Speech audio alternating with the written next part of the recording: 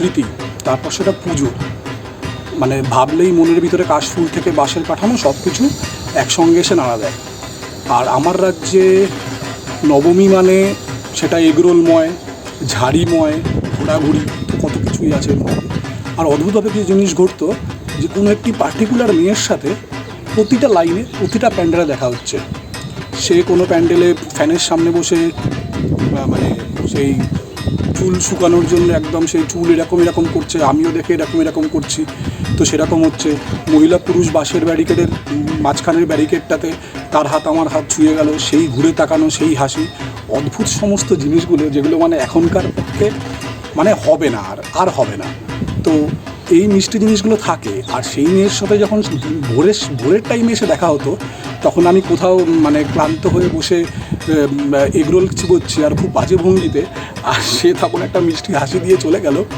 মানে এগুলো তো ইতি হয় না, তো শুধু পুজোর স্মৃতিই হয়। তো স্মৃতি থাকুক, ভালো থাকুক পুজো। প্রত্যেক বছর পুজো না নানা রকমভাবে কেটেছে।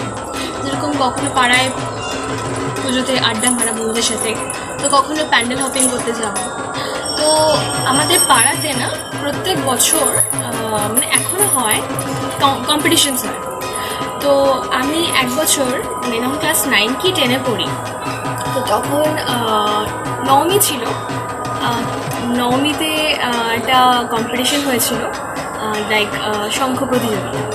তো সেখানে আমি পার্টিসিপেট করি আর খুব এক্সাইটেড ছিলাম শঙ্খ বাজাবো। তো যাই হোক, সবার সাথে শঙ্খ বাজালাম। মানে খুব অনেক বড় বড় কাকিমারাও ছিল যারা শঙ্খ প্রতিযোগিতায় নাম দিয়েছিল।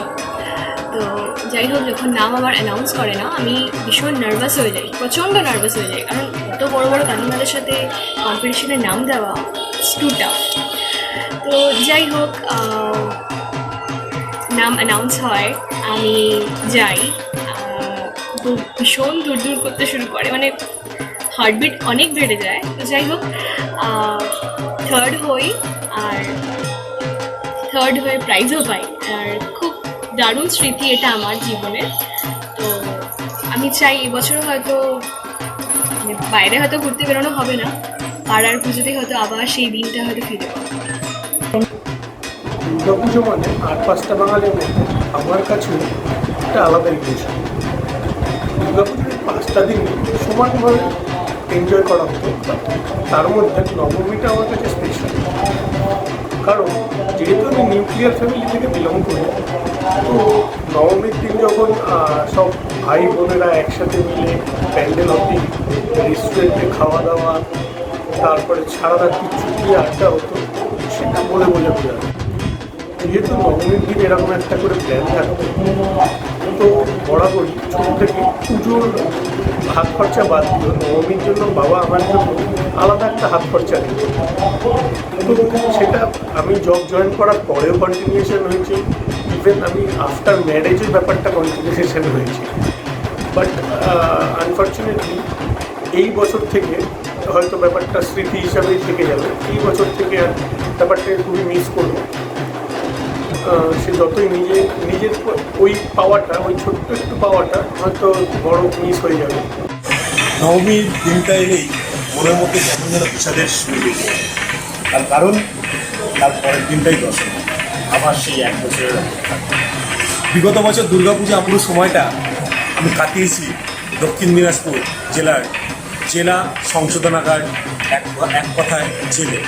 কিছু কারণে আমি গত পুজোটা জেলেই কাটাই। জেলে একটা দুর্গাপুজো করা হয়, আবাসিকরা মিলে, যারা জেলের কয়েকদিনে রয়েছে তারা মিলে, জেলের জেলা সাহেব, সুপার সাহেব, তাদের উদ্যোগে একটা দুর্গাপুজো করা হয়। আর যেহেতু সংস্কৃতির সঙ্গে যুক্ত, আমার নিজস্ব একটা ডান্সের স্কুল রয়েছে, তো সেই হেতু জেলের সুপার এবং জেলের কয়েদিরা তারা বললো এই বছর কিছু একটা প্রোগ্রাম করা হবে। তো সেই অনুযায়ী আমি জেলের কিছু যারা শিল্পী রয়েছে তাদেরকে ট্রেন করে, যারা কেউ হারমোনিয়াম বাজাতে জানে, কেউ লোকসঙ্গীত গাইতে জানে, কেউ ফ্লুট বাজাতে জানে, কেউ ডান্স জানে, তাদের নিয়ে আমি একটা প্রোগ্রাম চলছি। আর একটা স্পেশাল পারমিশন নিয়ে নবমীর দিন আমি আমার যে স্কুল রয়েছে, ডান্সিং স্কুল, তার একটা প্রোগ্রামের ব্যবস্থা। তো সেই নবমীর দিন সন্ধ্যাবেলায় আমার ডান্স স্কুলের যে ছোটো ছোটো বাচ্চা স্টুডেন্টরা রয়েছে তাদের নিয়ে পুরো সন্ধ্যাটা জেলের মধ্যে থাকে। নবমীর দিন খুব সুন্দরভাবে কাটাই। ওখানে আমার স্কুলের বাচ্চারা প্রোগ্রাম করে এবং পুরো পুজোটা খুব সুন্দরভাবে কেটে যায় জেলের মধ্যে। এই স্মৃতি আমার সারা জীবন মনে থাকে। বাজলো ছুটির ঘন্টা। নমস্কার, আমি দেবারতী। ইতি পুজোর স্মৃতি নিয়ে আমি একটা ছোট্ট গল্প বলছি, শেয়ার করছি, একটু মজার ঘটনা। দিনটা ছিল নবমী, ক্লাস 11-এ পড়তাম। 14 জন বন্ধু বান্ধবী মিলে পুজোয় ঠাকুর দেখবো এবং তারপরে রেস্টুরেন্টে খাবো, এটাই প্ল্যান ছিল। ঠাকুর দেখার পরে রেস্টুরেন্টের লাইন দিতে দিতে ফাইনালি আমরা একটা রেস্টুরেন্টে জায়গা পেলাম এবং যেহেতু অনেকটা দেরি হয়ে গেছিলো এই জন্য প্রচুর খিদে পেয়ে গেছিলো সবার এবং সবাই আমরা প্রচুর কিছু অর্ডার করে ফেলেছিলাম। হ্যাঁ, জ্বালাটা পেটের তো ডেফিনেটলি মিটলো, কিন্তু প্রবলেমটা এটা হলো যে আমরা বিলটা দেখে সবাই চমকে গেলাম। পেটের জ্বালা মিটলেও প্রচুর ভয় পেয়ে গেছিলাম বিলটা আসাতে। তো যাই হোক, অনেক কষ্টে সেগুলো মেটানো হলো এবং তারপরে আমাদের সবাইকে পায়ে হেঁটে বাড়ি ফিরতে হয়েছিল, কারণ পকেটে কারো একটাও পয়সা ছিল না। যাই হোক, এখন খুব মজা নিয়ে বললাম, সেই সময় খুব ঘাবড়ে গেছিলাম আমরা। আপনাদের সবার পুজো খুব ভালো কাটুক, সবাই সুস্থ থাকবেন। নমস্কার।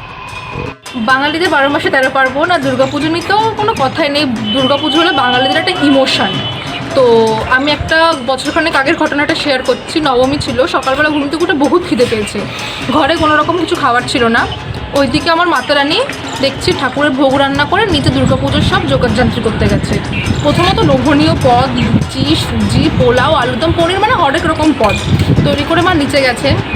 পেটে তো ছুঁচো দৌড়াচ্ছে না, এত কিছু করার নেই, একদম ভোগে হামলা। যখন খাচ্ছি খেতে খেতে বলছে, ভগবান কিছু মনে করো না, পেট পুজো তো মহান পুজো, সেই পুজোই আমি করছি, আর তুমি তো আমাদের গুরুজন, আর তো তাহলে পেট সন্তানরা যদি খায় তাহলে তো গুরুজনদের মাতা পিতার তো পেট ভরেই যাবে না অবভিয়াসলি। তো আমি সেই কাজটাই করেছি, আমি প্লিজ ভগবান কিছু মনে করো না। এই হয়ে গেল, খাওয়া দাওয়ার পাট চুকে গেল। পরে যখন মা আসলো তখন মা বুঝতে পেরেছে যে ভোগের ওখান থেকে কিছু খাবার সরেছে, আর সরেছে মানে সেটা আমিই খেয়েছি। বহুত মার খেয়েছি মাতারানির কাছে, বকা খেয়েছি। তারপর থেকে মাতারানি কোনো রকম রিক্সই নেয় না।